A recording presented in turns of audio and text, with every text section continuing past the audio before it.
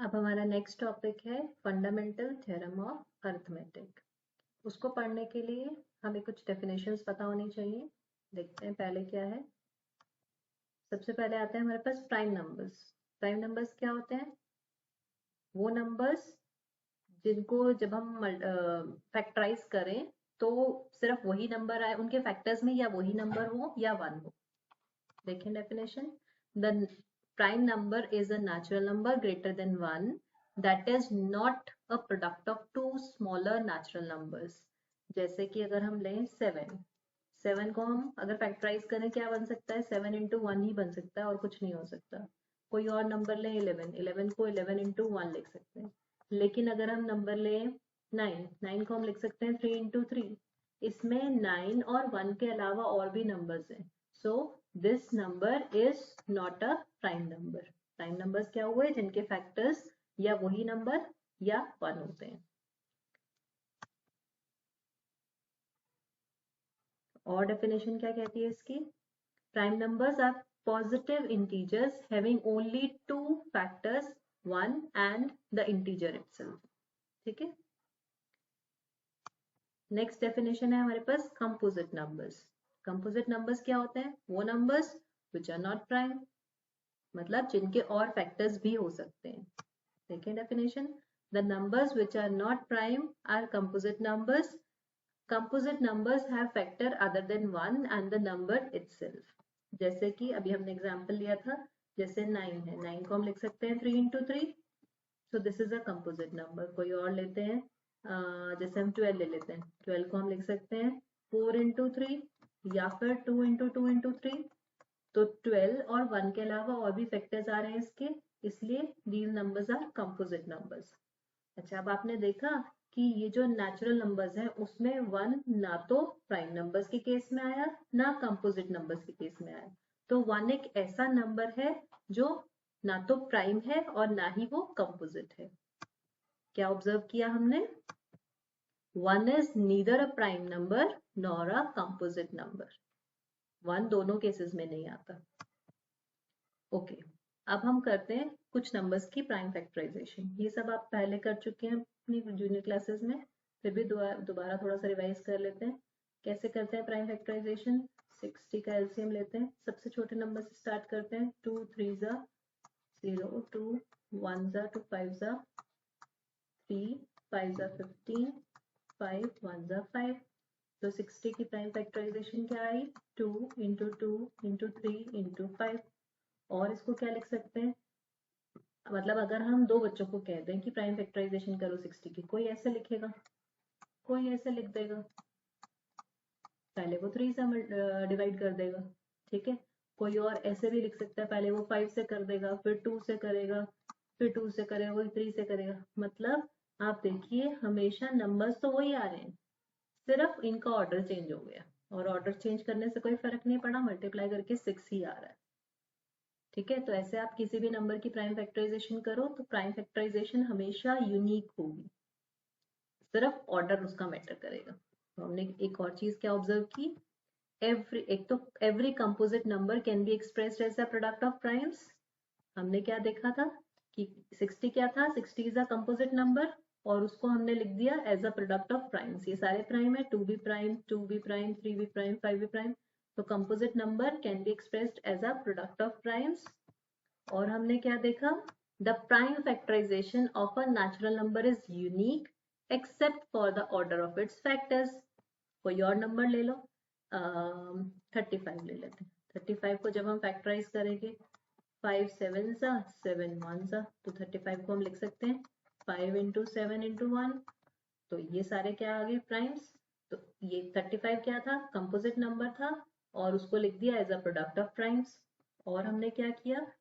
देखा prime factorisation of natural number is unique. 35 is a natural number और उसकी prime factorisation unique है, उसका ऑर्डर चेंज हो सकता है। हम इसको 7 इंटू 5 इंटू 1 भी लिख सकते हैं। ठीक है ना? तो बस यही है हमारी फंडामेंटल थ्योरम ऑफ अरिथमेटिक। क्या बनी fundamental theorem of arithmetic? Every composite number can be expressed as a product of primes and this factorisation is unique. कोई भी कंपोजिट नंबर ले लो, उसको हम फैक्टराइज करके as a product of primes लिख सकते हैं, और ये फैक्टराइजेशन कैसी होगी, यूनिक होगी, apart from the order in which prime factors आकर। जैसे हमने देखा था 60 को हमने लिखा था as a product of primes और उसमें उसके प्राइम फैक्टर्स आ गए। नेक्स्ट आ गया हमारे पास प्राइम फैक्टराइजेशन मेथड। अब प्राइम फैक्टराइजेशन मेथड, इसमें हम HCF और LCM फाइंड आउट करेंगे, वो सब आप कर चुके हो, सिर्फ यहाँ पर नाम चेंज हो गया है, by using fundamental theorem of arithmetic नाम लग गया है, और कुछ नहीं, मेथड वही है सब करने का। अच्छा, HCF और LCM होते क्या है? HCF में हम क्या करते हैं, HCF is the product of smallest power of each common prime factor. अभी हम करेंगे, इसमें करके दिखाते हैं। ऐसे ही LCM क्या होता है, product of greatest power of each prime factor. देखते हैं, क्वेश्चन ट्राई करते हैं। क्वेश्चन है हमारे पास, find the LCM and HCF of 6 and 20 using prime factorisation method. ठीक है, इनको हमने LCM और HCF फाइंड आउट करना है। तो पहले तो हम इनकी प्राइम फैक्टराइजेशन कर लेते हैं। 6 को जब हम फैक्टर्स बनाएंगे तो 2 3 जा 3 1 जा, ऐसे ही जब हम 20 के फैक्टर्स बनाएंगे तो 2 1 जा 2 0 जा 2 5 जा एंड 5 1 जा। तो इसका मतलब हमारे 6 के फैक्टर्स क्या बने, 2 into 3, और हमारे 20 के फैक्टर्स क्या बने, 2 into 2 into 5, तो 2 square into 5। ठीक है, अब हमने यहाँ क्या देखा था, HCF हमारा क्या था, it is the product of smallest power of each common prime factor. हमें क्या देखना है, इसमें प्राइम फैक्टर्स क्या क्या है, एक तो 2 है 3 है, यहाँ पर 2 है 5 है, ऐसा कौन सा प्राइम नंबर है जो दोनों में है, वो नंबर है 2। ठीक है, तो हमारा HCF क्या होगा, इट इज जो कॉमन प्राइम नंबर है वो, और उसकी स्मॉलेस्ट पावर। अब यहाँ पर 2 की पावर क्या थी, 1, यहाँ पर 2 की पावर क्या थी, 2, तो इसकी स्मॉलेस्ट पावर क्या हो गई, 1। इसका मतलब HCF ऑफ 6 and 20 is 2। ठीक है, ऐसे ही LCM हमारा क्या था, LCM था it is the product of greatest power of each prime factor. यहाँ पर कॉमन वर्ड नहीं आया, जितने भी प्राइम फैक्टर्स हैं, यहाँ क्या क्या फैक्टर्स हैं, 2 है 3 है 5 है, जो दोनों में है, तो हमने 2 भी लिखा 3 भी लिखा 5 भी लिखा। अब उनकी क्या लिखा, ग्रेटेस्ट पावर। अब 2 की ग्रेटेस्ट पावर क्या है, 2, 3 की ग्रेटेस्ट पावर क्या है, 1, 5 की ग्रेटेस्ट पावर क्या है, 1। तो इसका मतलब एलसीएम क्या आ गया, 2 की पावर 2, 3 की पावर 1, 5 की पावर 1। सॉल्व कर लेते हैं इसको, 4 into 3 into 5, ये बन गया हमारे पास 5 3 जा 15, 15 4 जा 60। तो इसका मतलब एलसीएम कितना आ गया, एलसीएम ऑफ 20 and 6 is 60। ठीक, नेक्स्ट आ गया हमारे पास relation between LCM and HCF. अब एलसीएम एचसीएफ आप पहले कर चुके हो, लेकिन ये आपके पास नई चीज आ गई कि इनमें आपस में रिलेशन क्या होता है। एचसीएफ, अगर हम कोई दो नंबर्स ले लें ए और बी, तो उनका एचसीएफ फाइंड आउट करें, उनका एलसीएम फाइंड आउट करें, जब उनको मल्टीप्लाई करेंगे तो that should be equals to A into B आएगा। जैसे हम अपने पिछले क्वेश्चन में देख लेते हैं, हमारा क्वेश्चन था 6 और 20 का HCF हमारा आया था 2 और LCM आया था 60। हम चेक कर लेते हैं, नंबर थे हमारे 6 और 20। ठीक है, तो उनका HCF कितना आया था 2 और LCM कितना आया था 60। हम चेक कर लेते हैं, हमारी लेफ्ट हैंड साइड क्या है, HCF इंटू LCM।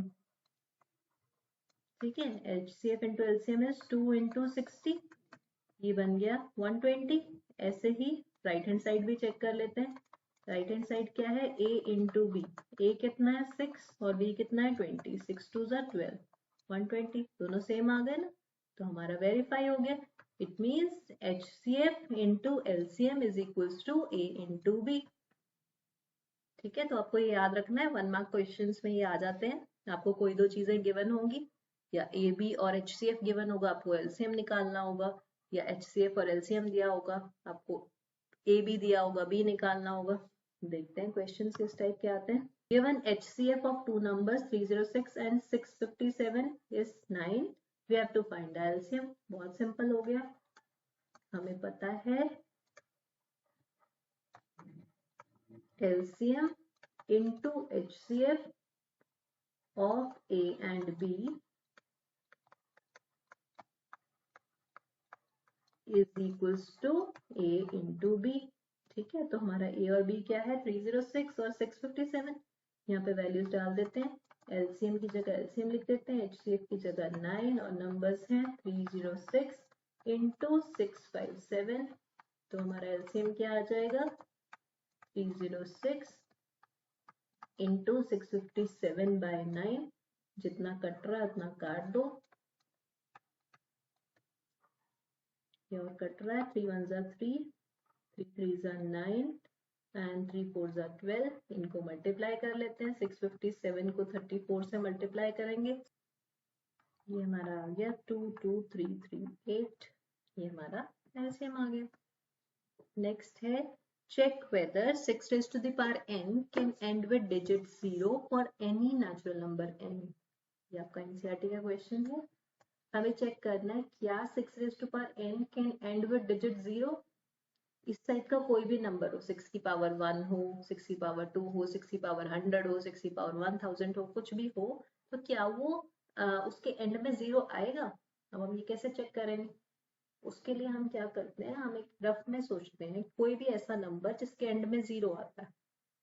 जैसे हम सपोज हम 70 ले लेते हैं। अब जब हम इसको फैक्टराइज करेंगे क्या आएगा, 7 into 10 आएगा। कोई और नंबर ले लेते हैं, हम ले लेते हैं 350 ले लेते हैं, आगे कुछ भी आए इंटू 10 होगा वो। अब जब इंटू 10 है तो जब हम 10 को फैक्टराइज करेंगे तो 2 into 5 आएगा। यहाँ पर भी हम 10 को फैक्टराइज करेंगे तो 2 into 5 आएगा। ऐसे ही कोई और नंबर 1000 ले लो, 1000 को क्या लिखेंगे, 100 into 10, तो आ जाएगा 100 into 2 into 5। मतलब ऐसा कोई भी नंबर जिसके एंड में 0 आ रहा है उसकी फैक्टराइजेशन में 2 और 5 हमेशा आ रहा है। आप कोई भी नंबर लेके चेक करके देख सकते हो। तो अगर इसके एंड में 0 आएगा इट मींस इसकी फैक्टराइजेशन में 2 और 5 भी आना चाहिए। ठीक है, तो अगर हम इतना प्रूव कर दें कि इसकी फैक्टराइजेशन में 2 5 आ रहा है तो इसका मतलब उसमें 0 आएगा, और अगर नहीं आ रहा तो नहीं आएगा। तो हम चेक कर कैसे करेंगे हम अपना क्वेश्चन, आप चेक करके देख सकते हो। 6 की पावर अगर हम 1 लें तो हम उसकी फैक्टराइजेशन करें, क्या आएगा, 2 into 3। यहाँ पे तो नहीं आ रहा। 6 की पावर 2 लें, 6 की पावर 2 इज 36। 36 को हम फैक्टराइज करें, करिए फैक्टराइज, 3 1 जा 3 2 जा 3 4 जा 2 2 जा 2 1 जा। तो इसकी फैक्टराइजेशन में क्या आ रहा है, 3 into 3 into 2 into 2। यहाँ पर भी 2 और 5 तो नहीं आ रहा, लेकिन हमें तो जनरल चेक करना है। ठीक है, इसका मतलब इस तरह के नंबर्स में एंड में 0 नहीं आएगा। ठीक है, आपको क्लियर है। तो अब हम इसको लिखने का मेथड देखते हैं। हम इस टाइप के क्वेश्चंस में क्या लिखेंगे, हम लिखेंगे, हमने देखा कि उसके एंड में क्या आना चाहिए, 2 और 5 आना चाहिए। If any number ends with digit 0 then it should be divisible by 10। ठीक है ना, जिसके एंड में 0 आ रहा है वो 10 से डिविजिबल तो होगा, और इट मींस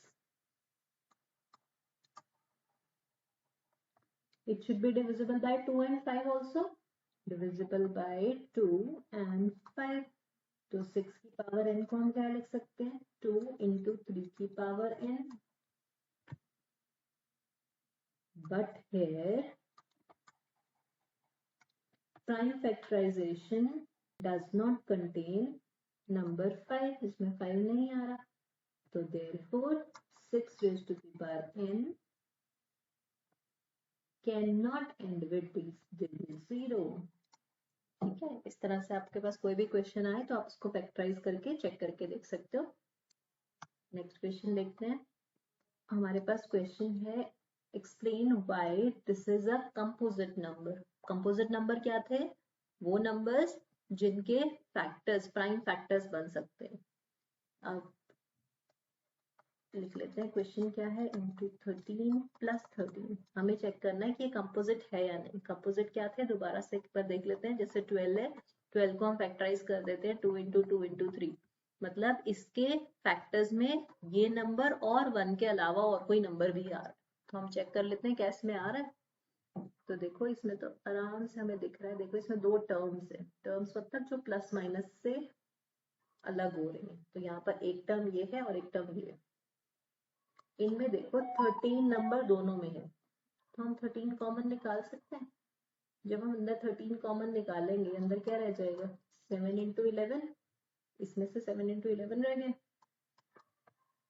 इसमें से निकाला तो +1 रह गया। आप इसको सॉल्व करो ना करो, आपके पास क्या आ गया, दिस गिवन नंबर, सपोज हम इसको n से रिप्रेजेंट कर देते हैं, लेट n इज दिस, तो this number can be written as 13 into some other number m, ठीक है ना।